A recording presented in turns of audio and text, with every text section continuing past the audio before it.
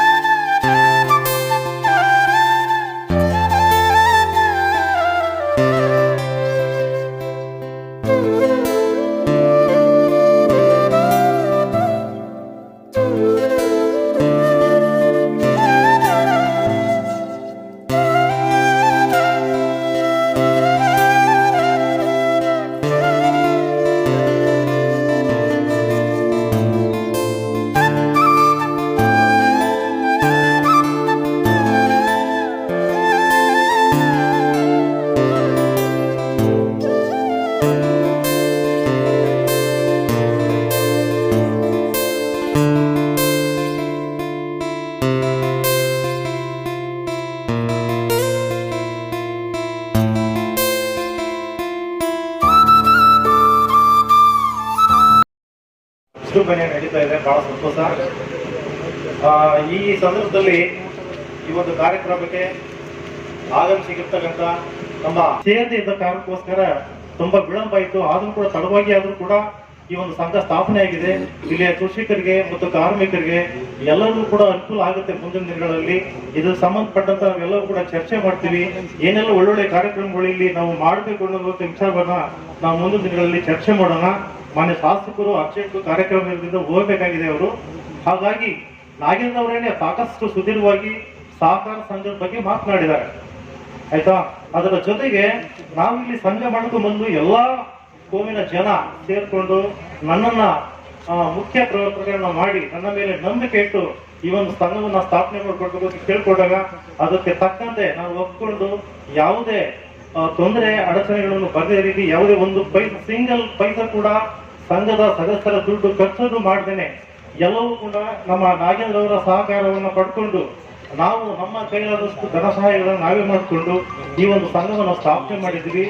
ಹಾಗಾಗಿ ಮುಂದಿನ ದಿನಗಳು ಎಲ್ಲರ ಸಹಕಾರ ಅತ್ಯಗತ್ಯವಾಗಿ ಬೇಕಾಗಿರ್ತದೆ. ಮುಂದೆ ಸಾಕಷ್ಟು ಕಾರ್ಯಕ್ರಮಗಳನ್ನು ಮಾಡಬೇಕಾಗಿರ್ತದೆ. ದಯಮಾಡಿ ಎಲ್ಲರೂ ಕೂಡ ಸಹಕರಿಸಬೇಕು. ಪ್ರತಿ ವರ್ಷದಿಂದ ವರ್ಷಕ್ಕೆ ನಾವು ಹೆಚ್ಚು ಸಂಘವನ್ನ ಡೆವಲಪ್ಮೆಂಟ್ ಮಾಡ್ತಾ ಹೋಗ್ಬೇಕು. ಹಾಗಾಗಿ ಎಲ್ಲರ ಸಹಕಾರ ಅತ್ಯಮೂಲ್ಯ ಅಂತ ಹೇಳ್ತಾ ನನಗೆ ಮಾತನಾಡ್ಲಿಕ್ಕೆ ಅವಕಾಶ ಮಾಡಿಕೊಟ್ಟ ತಮ್ಮೆಲ್ಲರಿಗೂ ಹೊಂದಿಸಿ ನನ್ನ 2 ಮಾತುಗಳನ್ನು ಮುಗಿಸ್ತೀನಿ. ಎಲ್ಲರಿಗೂ ಧನ್ಯವಾದ. ರಂಗರಾಜಪುರ, ಮುರ್ಟಿಪಾಳ್ಯ, ಬೆಲ್ಲತ್ತ, ಕೇರದೇವರಳ್ಳಿವರೆಗೆ ಅದಕ್ಕೂ ರಸ್ತೆ ಸೇರಿಸಿ 12 ಕಿಲೋಮೀಟರ್. ಆಮೇಲೆ ಮಸ್ನಾಪುರ, ಕಳ್ಳಿಪುರ ಮಾರ್ಗ ಗಂಗವಾಡಿಗೊಂದು ಸೇರೋ ರಸ್ತೆಗೆ ಪ್ರಪೋಸಲ್ ಮಾಡಿದ್ವಿ. ನಮಗೆ ಈಗೂ ಸಿದ್ದರಾಜ್ ಅವರು ಹೇಳಿದ್ರು, ಇದನ್ನು ಕೇಳಿದ್ರಿ, ಇಲ್ಲಿಂದ ನಿಮ್ಮೂರಿಂದ ಈ ಶಾರ್ಟ್ ಕಟ್ ಬೆಟ್ಟಕ್ಕೆ ಹೋಗಕ್ಕೆ ಒಂದು ಮಾಡಿಸ್ಕೊಡಿ ಅಂತ ಅನಿಸ್ತಿತ್ತು. ಇನ್ನೂ ಬರ್ದಿಲ್ಲ, ಅದು ಬರಿಬೇಕು, ಇನ್ನೂ ಬರಿಬೇಕು. ಮಂಜೂರು ಮಾಡಿಸ್ ಪ್ರಯತ್ನ ಮಾಡ್ತೀವಿ. ಮೆಟ್ಲಿಂಗ್ ಮಾತ್ರ ನನಗೇನು ಬಂದಿದೆ ಅನುದಾನ, ಅದ್ರಲ್ಲಿ ಮೆಟ್ಲಿಂಗ್ ಹಾಕಿ ಆಯ್ತಾ ಇಲ್ಲಿ. ಹಾಗಾಗಿ ದಯಮಾಡಿ ಅವರೆಲ್ಲ ದಿನ ತಿರುಗಾಡೋರು, ನೀವು ನಾನು ಕೇಳೋದು, ನೀವು ನನಗೆ ಪ್ರಶ್ನೆ ಮಾಡೋಣ ತಪ್ಪು ಅಂತ ಹೇಳೋದು. ಅದು ಹೇಳ್ತಿದ್ದೆ, ಇಟ್ಕೊಂಡ್ ಬಂದಿದ್ದೆ, ನೀವು ಕೇಳ್ತಾರೆ ನೀವೆಲ್ಲ ರಸ್ತೆ ಬಗ್ಗೆ ಅಂತ. ಅದು ಅನುಮೋದನೆ ಆಗಿರ್ತಕ್ಕಂಥ ಸರ್ಕಾರ ಆದೇಶ ಪತ್ರಗಳು. ಅದರಿಂದ ದಯವಿಟ್ಟು ಯಾರು ಅನ್ಯತೆ ಭಾವಿಸ್ಬೇಡಿ. ನಾನು 10 ವರ್ಷ ಸಂತೇಮಳ್ಳಿ ಕ್ಷೇತ್ರದಲ್ಲಿ ನನಗೆ ಇಷ್ಟು ಅನುದಾನ ಬರ್ತಿಲ್ಲ, ಅವಾಗ ಶಾಸಕನಾಗಿದ್ದಾಗ. ಅಂತ ಸಂದರ್ಭದಲ್ಲಿ 10 ವರ್ಷ ನಾನು ಜನರ ವಿಶ್ವಾಸವನ್ನು ಗಳಿಸಿದ್ದೇನೆ. ಆಯ್ತಾ? ಈಗ 19 ವರ್ಷದ ವನವಾಸದಿಂದ ನಾನು ಗೆಲ್ಲಿಸಿದೆ. ನನ್ನ ನಂಬಿಕೆ ಇಟ್ಟಿಲ್ಲ, ವಿಶ್ವಾಸ ಇಟ್ಟಿದ್ದೀರ. ಆ ವಿಶ್ವಾಸ ಉಳಿಸ್ಕೋತೀನಿ ನಾನು. ಈಗ 25 ಕೋಟಿ ಅನುದಾನ ಕೊಟ್ಟರು ಸಿದ್ದರಾಮಯ್ಯ ಸಾಹೇಬರು.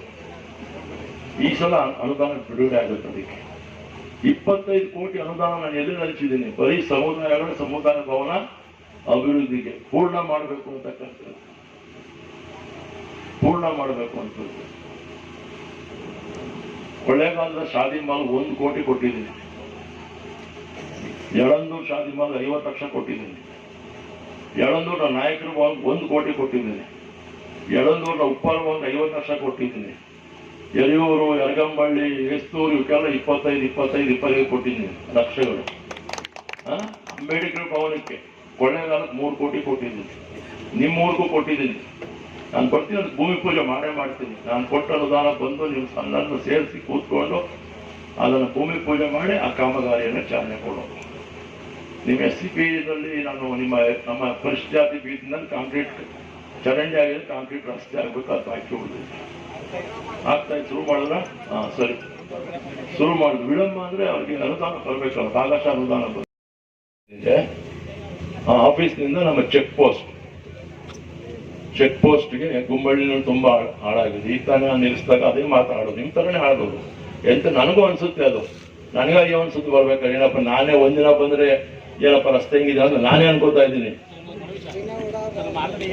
ಗ್ರಾಮದಿಂದ ಫಾರೆಸ್ಟ್ ಡಿಪಾರ್ಟ್ಮೆಂಟ್ಗೆ ಅಲ್ಲಿ ಮರಗಳಿಲ್ಲ ಸರ್, ಮರ ನಾವು ನೋಡಿದ್ವಿ ಸ್ವಲ್ಪ ಸಾಲ್ವ್ ಮಾಡಬೇಕು ಸರ್. ದಯವಿಟ್ಟು ಮರ ತೆಗಿಸ್ಬಿಟ್ಟು ಸ್ವಲ್ಪ ರಸ್ತೆಯನ್ನು ಸ್ವಲ್ಪ ಅಗಲೀಕರಣ ಮಾಡ್ತೀವಿ ಸರ್. ನಾವು ಪ್ರಾಬ್ಲಮ್ ಫಾರೆಸ್ಟ್ ಮುಗಿಸ್ತೀನಿ ಮಾತಾಡಿ. ಆ ಒಂದು ರಸ್ತೆಗೆ 20 ಕೋಟಿ ಅನುದಾನ ಮಾನ್ಯ ಸತೀಶ್ ಜಾರಕಿಹೊಳಿ ನಾನು ಕೃತಜ್ಞತೆ ಅರ್ಪಿಸಬೇಕು. 20 ಕೋಟಿ ಅನುದಾನ ಸತೀಶ್ ಜಾರಕಿಹೊಳಿ ಅಲ್ಲಿಂದ ಇಲ್ಲಿ ಕೊಟ್ಟಿದ್ರು. ನಾನು ನೋಡಿದ ಕೆಲವು ಭಾಗದಲ್ಲಿ ರಸ್ತೆ ಬಹಳ ಚೆನ್ನಾಗಿದೆ, ಕೆಲವು ಭಾಗದಲ್ಲಿ ಹಾಳಾಗಿದೆ.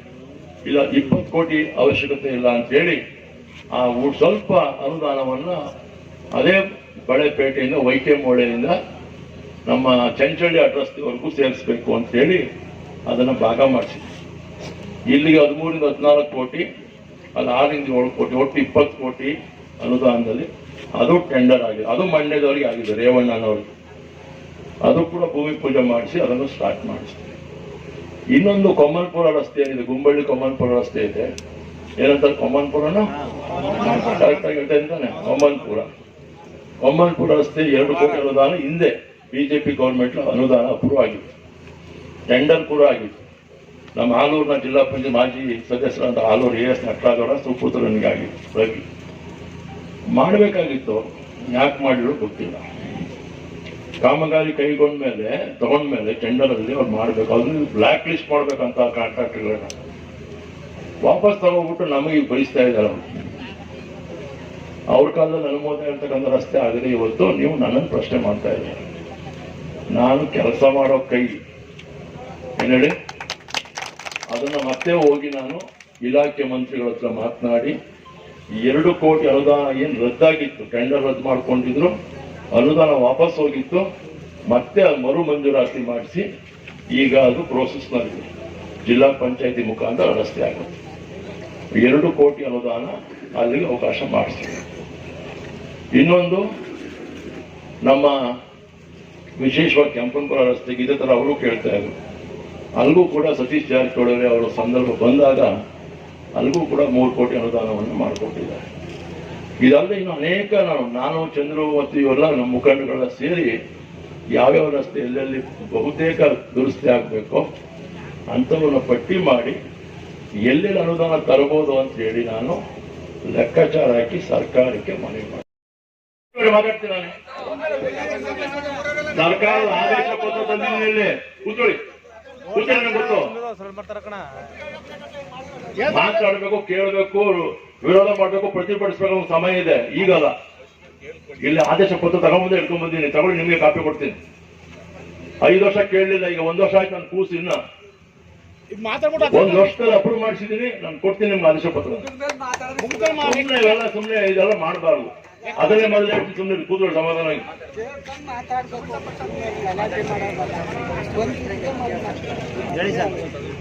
ಮುಖ್ಯವಾಗಿ ಈ ಯಳಂದೂರು ತಾಲೂಕಿನಲ್ಲಿ 3-4 ರಸ್ತೆಗಳು ಅತ್ಯಗತ್ಯವಾಗಿ ಆಗ್ಬೇಕಾಗಿದೆ.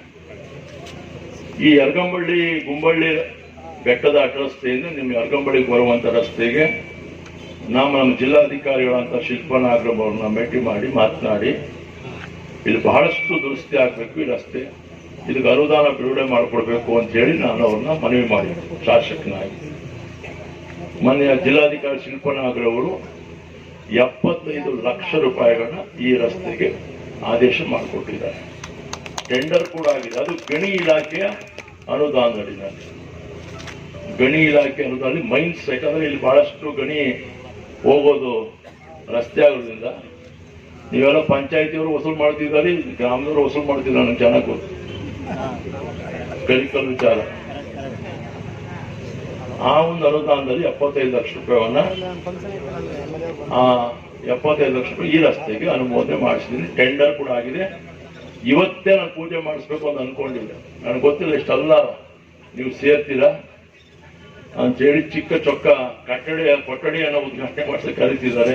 ಹಾಗಾಗಿ ಇನ್ನೊಂದಿನ ಊರವನ್ನೆಲ್ಲ ಸೇರಿಸಿ ಪೂಜೆ ಮಾಡಿಸೋಣ ಅಂತೇಳಿ ನಮ್ಮ ಇಲಾಖಾಧಿಕಾರಿಗಳು ಹೇಳಿ ಇವತ್ತು ಆ ಪೂಜೆ ಮಾಡಿಲ್ಲ. ಇನ್ನೊಂದಿನ 23 ನಂತರ ಆ ಪೂಜೆಯನ್ನು ನಾನು ಇಟ್ಕೊಳ್ತೇನೆ. ಅವತ್ತು ಹೀಗೆ ತಾವು ಬಂದು ಇಲ್ಲಿ ವೇದಿಕೆ ಗೀದಿಕೆ ಹಾಕಲ್ಲ, ಬರೀ ಭೂಮಿ ಪೂಜೆ ಮಾಡಿ ಹೋಗೋದು ನಾನು. ಅವತ್ತು ನಿಮ್ಮ ಸುಷ್ಮಾ ಸ್ಕೂಲ್ ಆ ಕಡೆ ಭಾಗದಲ್ಲಿ ರಸ್ತೆ ವ್ಯತ್ಯಾಸ ಆಗಿರೋದು, ಅಲ್ಲಿ ಆ ಭೂಮಿ ಪೂಜೆ ಮಾಡಿ ಈ ರಸ್ತೆಗೆ ಮಾಡಲಿಕ್ಕೆ ಚಾಲನೆ ಕೊಡ್ತೀನಿ. ಆಗ್ಬೋದಾ?